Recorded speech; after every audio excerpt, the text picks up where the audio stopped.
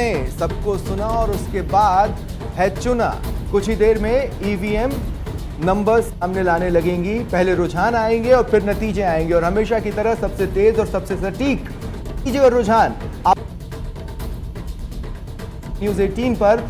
और मेरे साथ स्टेट के तमाम एडिटर्स मौजूद हैं जिनसे हम चर्चा कर रहे हैं कि आखिर एग्जिट पोल ने किस तरह का रिफ्लेक्शन दिया है इन चुनावों को लेकर। प्रवीण दुबे जी, आपसे मेरी बातचीत बीच में रुक गई थी। आपने कहा कि भोपाल नो डाउट इस वक्त देश में सबसे इंटरेस्टिंग हो चला है और वहां पर प्रज्ञा ठाकुर की एक पॉसिबिलिटी बनती भी है। इसलिए बनती है क्योंकि अगर सीहोर का एरिया देखें या बैरसिया का एरिया देखें तो वो प्रज्ञा ठाकुर के मिजाज से मेल खाते ऐसे इलाके भोपाल के आसपास काफी हैं। बिल्कुल, और एक बात और भी है, मैं आपको बताऊं स्वप्निल के, दरअसल भोपाल में भी यदि वोट पड़ा है, प्रज्ञा ने बीजेपी ज्वाइन करी और कुछ घंटे पहले और उसके तुरंत बाद उसका टिकट अनाउंस कर दिया गया। लंबा वक्त बीजेपी ने लिया कि दिग्विजय सिंह के मुकाबिल किसे वहां खड़ा किया जाए। पहले शिवराज सिंह से बात की गई, उन्होंने मना कर दिया। उमा भारती को लाने की बात की गई, उमा जी ने मना कर दिया। साध्वी की अचानक एंट्री हुई, उसकी वजह यह थी कि दिग्विजय सिंह एक खास कौम के पैरोकार नेता के तौर पर अपनी इमेज बना चुके थे अपने ट्वीट के जरिए, अपने बयानों के जरिए। तो एक हार्ड हिंदुत्व की लाइन बीजेपी चाहती थी, इसी वजह से प्रज्ञा आई। हालांकि इस बार जो वोट हुआ है वो भी एक, अगर हम देखें जो भी नतीजे आएंगे वो कुछ देर में स्पष्ट हो जाएगा। नहीं, लेकिन प्रज्ञा ठाकुर के आने के पहले टेम्पल रन तो दिग्विजय भी खूब दौड़ चुके हैं। बिल्कुल, दिग्विजय जानते थे। दरअसल भोपाल में एक 21 लाख के आसपास वोटर है और सिर्फ 3.5 लाख वोटर जो है वो मुसलमान है। तो दिग्विजय सिंह जानते थे कि यदि सिर्फ इस वोटर के भरोसे यदि वो रह गए तो उनका हारना तय था। तो लिहाजा उन्हें एक अपनी इमेज बनानी थी, उन कायस्थ वोटर में भी, हिंदू वोटर में भी, जो ब्राह्मण वोटर भी वहाँ ज़्यादा है, वहाँ इमेज बनानी थी। इसलिए उन्होंने मंदिर मंदिर जाना शुरू किया और दिग्विजय सिंह के इसी मूव के कारण बीजेपी को ये डिसीजन लेना पड़ा कि एक हार्डकोर हिंदुत्व वाला कोई कैंडिडेट वहाँ लाना चाहिए, क्योंकि वो गाय, मंदिर, पूजा इस पर वो शुरू कर रहे थे। नुकसान मुझे लगता है कि अगर दिग्विजय सिंह ठीक से हैंडल नहीं कर पाए वो ये कि वो इस पूरे इलेक्शन के दौरान फिर बाद में ऐसे दिखा कि वो मौन भी हुए, रणनीति भी बदली, लेकिन ना वो हिंदू के रह पाए ना मुसलमान के रह पाए, जिस वजह से उन्होंने तय किया था। तो अगर नुकसान संभावित हुआ जिस तरह का एग्जिट पोल बता रहा है तो वजह शायद यही होगी। स्वप्न ठीक है, एक इंटरेस्टिंग पॉइंट और जो मेरे को एमपी और राजस्थान के बीच में कंपैरिजन करने के लिए मजबूर करता है वो ये है कि एमपी में जो सीएम है और राजस्थान में जो सीएम है उनके बेटों की किस्मत दांव पर लगी है। राजस्थान में तो बीजेपी ने जमकर दम लगाया, लेकिन एमपी में छिंदवाड़ा की सीट पर लगभग सरेंडर की स्थिति में नजर आई। तो वहाँ पर हमें क्या कुछ देखने को मिल सकता है? सबसे पहले शिपाल जी, मैं आपसे जानना चाहता हूँ, जोधपुर में हमने देखा वैभव गहलोत के अपोजिशन में एक कद्दावर चेहरा है जो कि केंद्र में मंत्री भी हैं। ऐसे में जोर दोनों तरफ से लगाया गया। आप किस तरफ देखते हैं पासा गिरते हुए? देखिए, वहाँ पर बड़ा दिलचस्प मुकाबला है जोधपुर में। खास तौर पर एक तरफ संघ की प्रतिष्ठा दांव पर है। वहाँ पर जो गजेंद्र सिंह शेखावत हैं केंद्रीय मंत्री, उनका जो व्यवहार है वो अपने आप में मायने रखता है और साथ में खुद प्रधानमंत्री और जो पार्टी अध्यक्ष हैं अमित शाह, उन्होंने वहाँ पर कैंपेन किया उनके लिए। लेकिन आखिरी 3 दिनों में जिस तरह से मुख्यमंत्री अशोक गहलोत ने वहाँ पर जाकर के, और जो शहरी क्षेत्र है जोधपुर जो प्रॉपर है, जोधपुर की 3 विधानसभा सीटें हैं, वहाँ पर व्यक्तिगत तौर पर जिस तरह से कैंपेन किया, घर घर पहुँचे, हर उस व्यक्ति को छूने की कोशिश की जिसके पास में 10-20 वोट हैं, तो वो अपने आप में एक इम्पैक्ट डालता वहाँ पर नजर आ रहा है। बड़ा कड़ा मुकाबला है वहाँ पर। वसुंधरा राजे ने गजेंद्र सिंह शेखावत के लिए उतने एफर्ट्स नहीं लगाए पूर्व में। हालांकि हमने देखा कि प्रदेश अध्यक्ष के टाइम पर उनका विरोध भी कर रही थी। क्या ये फैक्टर वहाँ पर कोई मायने रखता है? जी बिल्कुल, बीजेपी में भीतरघात की खबरें भी वहाँ पर लगातार आ रही है अलग अलग सीटों पर, और इस तरह का फीडबैक भी पार्टी हाईकमान तक पहुँचा। लेकिन जिस तरह से वहाँ पे संघ ने अपनी पूरी ताकत लगा दी, अगर आरएसएस की बात करें तो रहेगा। अब प्रवीण दुबे जी, शॉर्ट में मैं आपसे भी जानना चाहता हूँ, छिंदवाड़ा में हमेशा से कहा जाता है कि बीजेपी का प्रत्याशी तो कमलनाथ चुनते हैं। इस बार भी वहाँ पर लगभग सरेंडर की स्थिति नजर आई। ऐसा नाम मतलब जिसको किसी ने न सुना हो। बिल्कुल सहमत हूं मैं आपकी बात से। अब आप देखिए कि जिसको प्रतिष्ठा का प्रश्न बना के भाजपा के राष्ट्रीय अध्यक्ष अमित शाह लड़ रहे हो, नरेंद्र मोदी लड़ रहे हैं, और एक भी सभा वहां पर ना तो अमित शाह की हो ना नरेंद्र मोदी की हो, जबकि नकुल नाथ को 42 दिन 50 दिन हुए होंगे वह मुश्किल सियासत में आए हुए, बहुत आसानी से वो जाके वहां पर माहौल बना सकती थी बीजेपी। मुझे भी हैरत है कि क्यों कोई बड़े नेता की वहां रैली नहीं हुई और कमलनाथ को एक तरह से फ्री हैंड दिया, मौका दिया कि उनके बेटे की बहुत ताजपोशी ठीक तरह से हो जाए, सियासत में एंट्री ठीक तरह से हो जाए, ऐसा दिखता है। ठीक है। मेरे साथ प्रभाकर जी भी जुड़ रहे हैं, बिहार के एडिटर हैं और 3-4 राज्य जो सबसे ज़्यादा इंटरेस्ट बटोरते हैं पूरे देश भर में, यूपी के बाद उसमें बिहार का भी नंबर आता है। इस बार वेस्ट बंगाल ने भी उसमें ज़बरदस्त एंट्री लगाई है। लेकिन प्रभाकर जी, एग्जिट पोल्स जो कह रहे हैं बिहार के बारे में, क्या वो आईना हो सकते हैं आज? जी देखिए, जैसा अमिताभ जी ने कहा कि एग्जिट पोल्स जो हैं, जो वो केमिस्ट्री और अर्थमेटिक की बात कर रहे थे, तो अगर बिहार में अर्थमेटिक काम करेगा तो ये एग्जिट पोल गलत साबित होगी, और बिहार में अगर केमिस्ट्री काम करेगा तो फिर नतीजे कुछ भी हो सकते हैं। जहाँ तक आप अर्थमेटिक की बात करें तो जो महागठबंधन के नेता, और यही कारण है कि महागठबंधन के जो नेता हैं वो लगातार एग्जिट पोल्स को रिजेक्ट कर रहे हैं। एग्जिट पोल्स की अगर आप बात करें तो जो जातीय आंकड़े हैं वो महागठबंधन उससे काफ़ी आश्वस्त दिखता है। लालू प्रसाद यादव और उनकी जो पार्टी है उसके पास एक वोट बैंक है, एक बड़ा तबका है वोट का, जो कि जो मुस्लिम माइनॉरिटी वोटर्स हैं, साथ में यादव हैं, तो एक बड़ा तबका है और उसके कारण से वो आश्वस्त दिखते हैं। लेकिन ये एग्जिट पोल के जो आंकड़े अभी आ रहे हैं वो इन सारे दावे और इनके जो आश्वस्त हो रहे थे उसे एक तरह से रिजेक्ट कर रहे हैं वो, और यही कारण है कि जो महागठबंधन के नेता हैं वो इसे मान नहीं रहे हैं। उनका कहना है कि आज जो चुनाव के नतीजे आएंगे वो इन एग्जिट पोल्स को झूठे साबित करेंगे। जी प्रभाकर जी, मैं रैलियों पर विशेष तौर पर नजर रखता हूं कि किस तरह से कहां पर जाकर बॉडी लैंग्वेज चेंज होती है। मैं ये कहना चाहता हूं कि जो मुख्यमंत्री नीतीश कुमार हैं वो दूसरे तीसरे चरण तक तो सुशासन और विकास की बात करते रहे, लेकिन उसके बाद राष्ट्रवाद और पीएम मोदी के नाम पर वोट मांगने लगे। अमिताभ जी भी कुछ कहना चाहते हैं यहाँ पर। जी अमिताभ जी। प्रभाकर, दो बातें बिहार में देखने में आई, दो अलायंस, एक बीजेपी जेडीयू, एक RJD Congress, Upendra Kushwaha and BIP and all. कम से कम बीजेपी जेडीयू का अलायंस व्यवस्थित रहा, टाइमली शेप ले लिया, सीट डिस्ट्रीब्यूशन आसानी से हो गया, रामविलास, नीतीश और सुशील मोदी के बीच में झगड़ा झंझट बाहर नहीं आए। और उसके तुलना में जब हम दूसरे अलायंस के आंगन में झांक कर देखते हैं तो वह आखिरी मिनट तक खींचातानी रही, टिकटों को लेके मारामारी रही। क्या उसका भी असर दिखेगा चुनाव के नतीजों पर? जो एक स्मूथनेस चाहिए, बिना जर्क के अलायंस टेक ऑफ करे, क्या उसमें थोड़ी सी चूक हुई? ये लालू की अनुपस्थिति का असर भी हो सकता है। इवन लालू के परिवार में भी स्मूथनेस नहीं रही।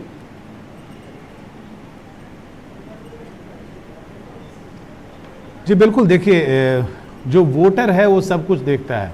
अमिताभ जी, जो वोटर है वो सब कुछ देखता है, और हम ये गलती करते हैं वोटर को बेवकूफ़ समझने की। वो सारी चीज़ों को समझता है। उसने देखा कि महागठबंधन जब ये एक उसको शेप देने की कोशिश कर रहे थे तो उस समय काफ़ी जद्दोजहद हुई सीटों को लेकर, कितने सीट किसके पाले में जाएंगे उसको लेकर, कौन कौन इसमें शामिल होगा उसको लेकर, उसके बाद सीटों के बंटवारे को लेकर। और ये जो लालू फैक्टर की आप बात कर रहे हैं वो एक बड़ा फैक्टर है बिहार में। बाकी जगह हो ना हो, बिहार में एक बड़ा फैक्टर है। लालू प्रसाद यादव का जेल के अंदर होना, लालू प्रसाद यादव का युद्ध के मैदान में होना, दोनों जो है वो पूरी युद्ध की स्थिति को जमीन आसमान में अंतर पैदा कर देती है। प्रवीण, एक छोटा सा सवाल और दिखेगा। प्रवीण, एक छोटा सा सवाल और खड़ा होता है। लालू प्रसाद यादव की अनुपस्थिति, जेल में होना, दो विपरीत संदेश है बिहार से मेरे पास। कम से कम एक संदेश कहता है सिंपैथी लालू प्रसाद के लिए है उनके वोटर। वहां एक नारा भी चला, मिश्रा जी को बेल और लालू जी को जेल। इस नारे के एक मैसेज है कास्ट इक्वेशन में, सोशल उसमें कैनवास पर। और दूसरा ये लालू का ना होना, लालू के करिश्मे को मिस करना है आरजेडी के लिए। एक पक्ष कह रहा है कि लालू का ना होना भी आरजेडी को प्लस कर रहा है, दूसरा पक्ष कह रहा है लालू होते तो आरजेडी प्लस होती। आपको क्या लगता है? देखिए, आरजेडी ने लालू प्रसाद यादव का जेल के अंदर होना जो है उसे एक मौके के रूप में लिया और उसे भुनाने की कोशिश की। और यही कारण है कि आप अगर पूरे कैंपेन को देखेंगे तो चाहे वो तेजस्वी का कैंपेन हो, तेजस्वी पूरे कैंपेन को उन्होंने लीड किया है। ये लालू प्रसाद यादव जेल के अंदर हैं, इसके दो मायने हैं। पहला, अगर महागठबंधन आंकड़े लाती है, महागठबंधन सीटें लाती है, तो ये चुनाव जो है वो तेजस्वी यादव को बिहार में एक बड़ा नेता के रूप में इस्टेब्लिश करेगा, और इसमें कोई शक नहीं है, क्योंकि तेजस्वी यादव ने इस पूरे चुनाव को फ्रंट से लीड किया है। तो उनके लिए एक मौका है, ये रेफरेंडम होगा उनके लीडरशिप के ऊपर भी कि क्या वो लीडर बनने की कुवत एक है तरह से उनमें। लालू के और दूसरा लालू के एब्सेंस ने ही शायद उन्हें परिपक्व होने का इतना मौका भी दे दिया, अपने आप को साबित करने का मौका भी दे दिया। जी बिल्कुल, लालू प्रसाद यादव अगर होते तो शायद तेजस्वी यादव की इतनी चर्चा नहीं होती बिहार में, लेकिन क्योंकि लालू प्रसाद यादव जेल के अंदर हैं और वो एक्टिवली इलेक्शन में पार्टिसिपेट नहीं कर सके, तो तेजस्वी यादव के लिए एक मौका था कि फ्रंट से लीड करना, और उन्होंने फ्रंट से लीड किया है।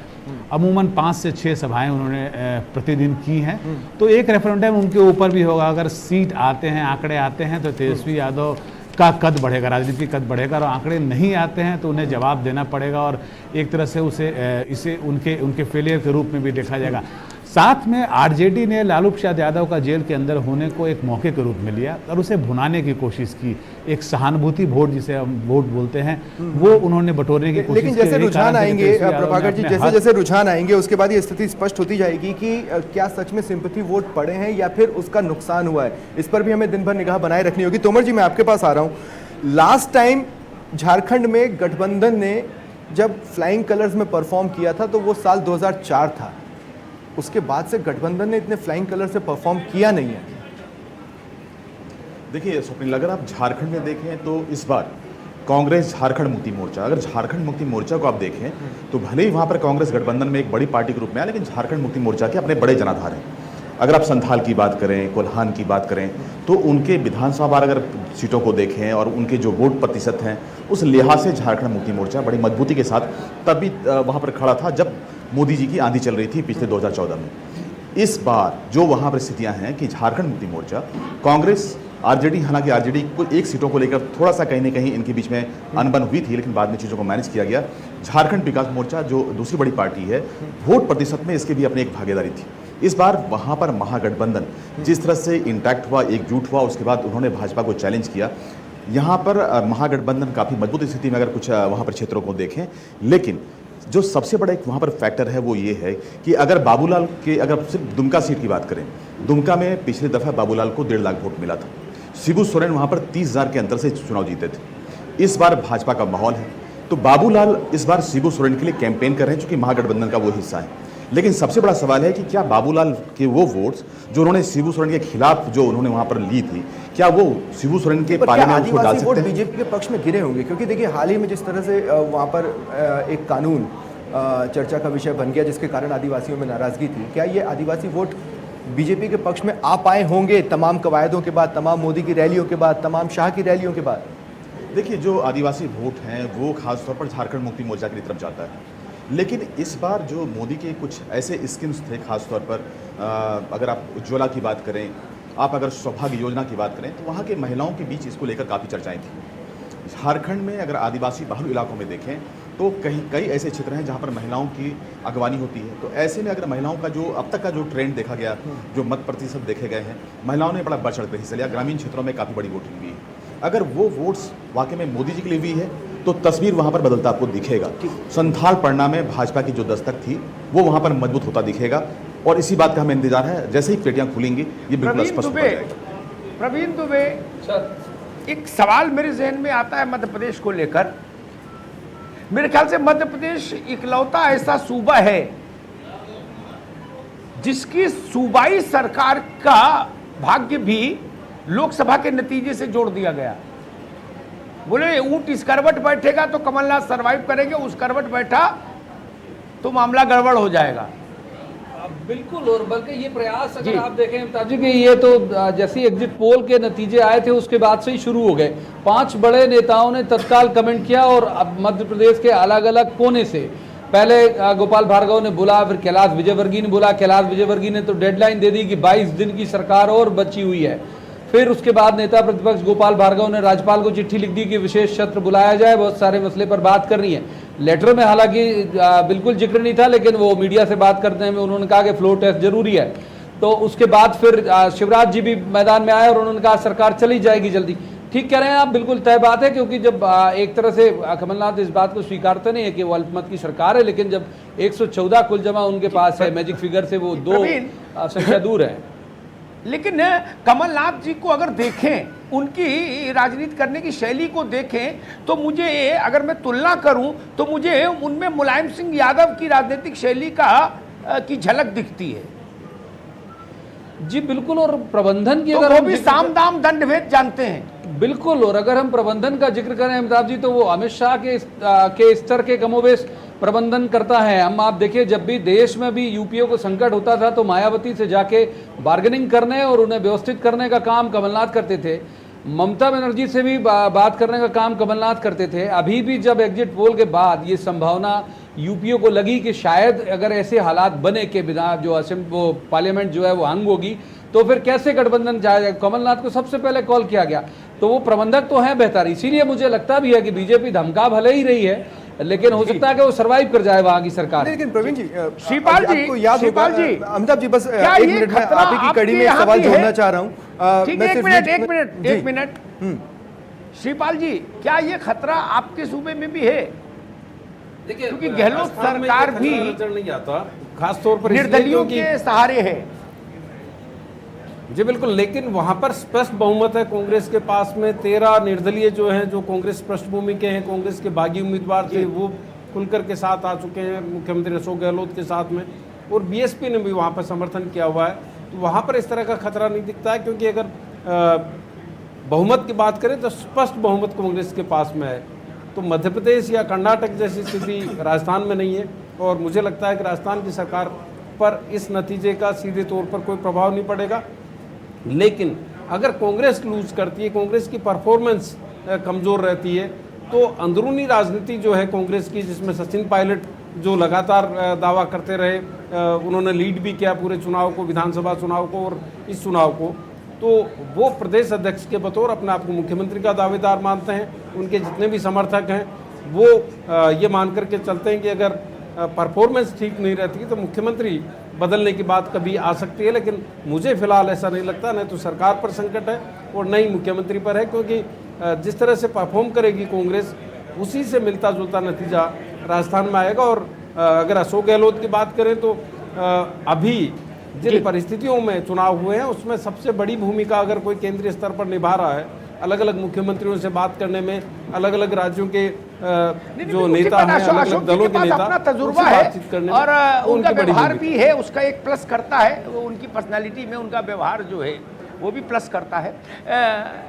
श्रीपाल जी, एक बात और राजनीतिक गलियारों में बड़ी जोर शोर से है कि अशोक गहलोत के बेटे को जिताने में भाजपा ही मदद कर रही है। जी बिल्कुल, दोनों तरफ ये बात आ रही है। खासतौर पर बीजेपी की बात करें या कांग्रेस की बात करें, वहां पर ये कहा जा रहा है कि म्यूचुअल अंडरस्टैंडिंग, क्योंकि जोधपुर में जो कांग्रेस के लोग हैं वो वसुंधरा जी को आभार व्यक्त कर रहे हैं। जी बिल्कुल, जोधपुर की बात करें या झालावाड़ की बात करें, झालावाड़ में पूर्व मुख्यमंत्री वसुंधरा राजे के पुत्र दुष्यंत सिंह मैदान में है। वो पहले भी सांसद हैं लगातार वहाँ पर, और इस बार उन्होंने एक बार फिर वो मैदान में है। तो वहाँ पर जिस तरह का उम्मीदवार कांग्रेस की तरफ से उतारा गया, उसके बाद ये चर्चा आम हो गई थी कि पूर्व मुख्यमंत्री और मौजूदा मुख्यमंत्री के बीच में कम से कम उनके पुत्रों को लेकर के सहमति बन गई है और एक दूसरे को मदद कर रहे हैं। इस तरह के आरोप वहाँ पर अंदर खाने लग रहे हैं। लेकिन पुत्रों को लेके सब जगह सहमति बन जाती है श्रीपाल जी, चाहे कोई प्रदेश हो। भारत की राजनीति इतनी उदार है, पुत्र सबके वॉकओवर लेके जाते हैं, चाहे कमलनाथ के बेटे हो, चाहे अशोक गहलोत के बेटे हो, चाहे वसुंधरा राजे के बेटे हो। नहीं, लेकिन प्रवीण जी, ज्योतिरादित्य सिंधिया क्यों वॉकओवर लेकर जा रहे हैं? प्रभाकर, एक सवाल खड़ा, आपके यहाँ एक सवाल और बड़ा खड़ा होता है, अगर परिणाम इस तरफ रहे तो नीतीश कुमार की पोस्चरिंग ये होगी, और अगर उस तरफ रहे तो ये होगी। ये भी लाख टके का सवाल है। और बीच बीच में नीतीश जी इस ढंग का संकेत भी खुद भी दे देते हैं, कभी खुद दे देते हैं, कभी गुलाम रसूल से दिलवा देते हैं।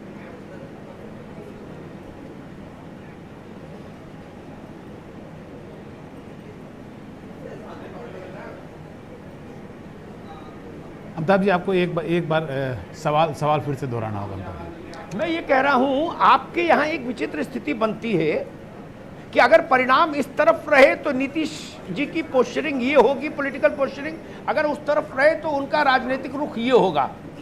इस दिशा में वो खुद भी फिलर देते रहते हैं और कई बार गुलाम रसूल जैसे लोगों से भी दिलवा देते हैं। जी बिल्कुल, देखिए आप जिस दिन चुनाव था, जिस दिन उन्होंने वोट दिया, जो अंतिम चरण का चुनाव था, उस दिन नीतीश कुमार ने मीडिया से खुल के बात की। हालांकि उन्होंने पूरे प्रचार के दौरान मीडिया से बातचीत नहीं की, दूरी बनाई रखी, और अंतिम दिन जो उन्होंने खुल के बात की, जब वो वोट देने अपने बेटे के साथ आए थे, तो उन्होंने फिर से स्पेशल स्टेटस का मुद्दा उठा दिया। फिर से उन्होंने कहा कि प्रज्ञा ठाकुर के खिलाफ कार्रवाई करनी चाहिए, और उन्होंने साथ में ये भी कहा कि उनके और बीजेपी के बीच में बहुत सारे मुद्दे ऐसे हैं, चाहे वो कश्मीर का मुद्दा हो, 370 का मुद्दा हो, उस तरह के जो मुद्दे हैं उस पर अभी भी उनके विचार नहीं मिलते हैं, उनके मत जो है उस पर अलग अलग है। तो कुल मिलाकर नीतीश कुमार एक ऐसे राजनेता हैं जो अपने सारे पत्ते एक साथ नहीं खोलते हैं, और आज का जो चुनाव है, आज के जो नतीजे आएंगे वो बहुत कुछ 2020 में जो बिहार में जो चुनाव होंगे उसकी दशा और दिशा भी तय करेगा कि आज के जो आंकड़े हैं वो क्या आ रहे हैं। जी होता जी, अमिताभ जी, छत्तीसगढ़ में हमने देखा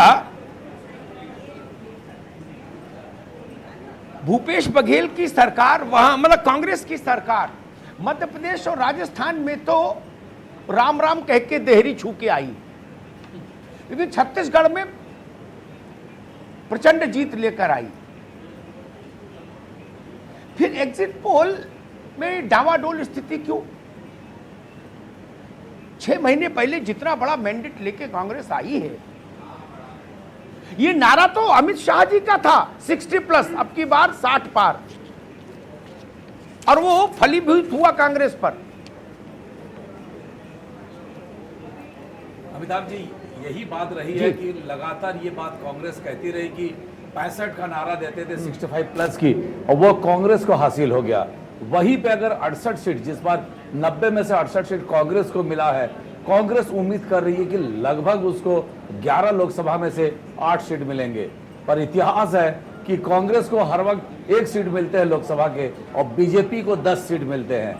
इस बार बीजेपी को, जैसे चाणक्य ने 9 सीट दिया है बीजेपी को, बीजेपी वाले खुद ही परेशान हैं, ये 9 सीट कौन है जहां से उनको जीत हासिल हो रही है, क्योंकि सारे चेहरे बदल दिए गए हैं। और जैसे हमने अपने चैनल में इसको दिखाए, तो वो खुद ही, जब हमने रिएक्शन लेने के लिए बात की, तो उन्होंने खुद ही बोले, भाई ये तो हमको बता दो कौन कौन सा सीट आप हमको दे रहे हो। यानी कि जो अर्बन पॉकेट है, ये भी अद्भुत है, ये भी अद्भुत है कि जिसको सीट दे रहे हैं उसको पता ही नहीं कि इतनी सीट मेरी आ सकती है। निश्चित रूप से बता दीजिए, यही कमेंट है एग्जिट पोल पर। बहुत बहुत बढ़िया कमेंट किया होता जी आपने। तोमर जी, बिहार में अपोजिशन का अलायंस बहुत ढीला ढाला था, खींचातानी थी, कोई किसी का कुर्ता खींच के भाग रहा था, कोई किसी की धोती खींच के भाग रहा था। लेकिन झारखंड में अलायंस बहुत स्मूथ रन कर रहा था, वहां कोई किचकिच नहीं हुई, कोई ग्लिच नहीं आया, कोई जर्क नहीं दिखा। क्या ये इसलिए झारखंड में अपोजिशन अपने को बेहतर मान रहा है? एक वेल लिटेड अलायंस, ठीक से बुना हुआ अलायंस। जी बिल्कुल, देखिए जी अमिताभ जी, अगर झारखंड में आप देखें तो झारखंड में, जैसे कि हमने पहले कहा कि झारखंड मुक्ति मोर्चा स्थानीय तौर पर एक मजबूत पार्टी है। कांग्रेस और झारखंड मुक्ति मोर्चा के बीच में पहले एक अंडरस्टैंडिंग हुई, लेकिन उनके बीच में बाबूलाल मरांडी, जो कि पहले मुख्यमंत्री झारखंड के रहे हैं, उस गठबंधन में शामिल हुए। थोड़ी बहुत जब गठबंधन की चर्चा हो रही थी, किचकिच भी वहाँ पर हुआ, लेकिन बाबूलाल मरांडी की जो वहाँ पर भूमिका थी, काफ़ी महत्वपूर्ण भूमिका मानी जा रही थी। जो आरजेडी है, हालांकि आरजेडी बिहार मजबूत है, लेकिन झारखंड में जो उसके कुछ पॉकेट्स थे, उसको लेकर भी बाबूलाल, जो दूसरे बड़े नेता थे, आरजेडी के साथ में एक अच्छा गठबंधन बनाने की वहाँ पर कोशिश थी, एक अच्छा अंडरस्टैंडिंग हो। हालांकि चतरा सीट को लेकर थोड़ी बात बिगड़ी थी, लेकिन अंततः जो झारखंड विकास मोर्चा, जिसके बाबूलाल मुखिया हैं, हालांकि उनके सीट जो है वो 2 जगहों से चुनाव लड़ रहे हैं, लेकिन विधानसभा 12 अगर आप देखें तो बड़ी अच्छी उनकी स्थिति है वोट प्रतिशत के मामले में। तोमर जी, मैं आपको रोक रहा हूँ और अपने दर्शकों से ये कहना चाहता हूँ, आप देख ही रहे हैं ग्राउंड जीरो पर रियलिटी क्या है। एग्जिट पोल की विश्वसनीयता पर भी कुछ सवाल हैं और साथ ही कुछ जवाब भी उनके बीच में छिपे हुए हैं। ये तमाम जानकारी हम आप तक पहुंचा रहे हैं। 856 काउंटिंग सेंटर्स हैं जहां पर हमारे प्रतिनिधि लगातार तैनात रहेंगे और आप तक जानकारियां पहुंचाते रहेंगे। 250 से ज़्यादा हमारे सहयोगी लाइव रिजल्ट हब में आपके साथ जुड़ेंगे और पल पल के रुझान आप तक पहुंचाते रहेंगे। 2000 से ज्यादा प्रतिनिधि मौके पर तैनात हैं और अगर एक पत्ता भी खड़केगा तो आप तक पहुंचा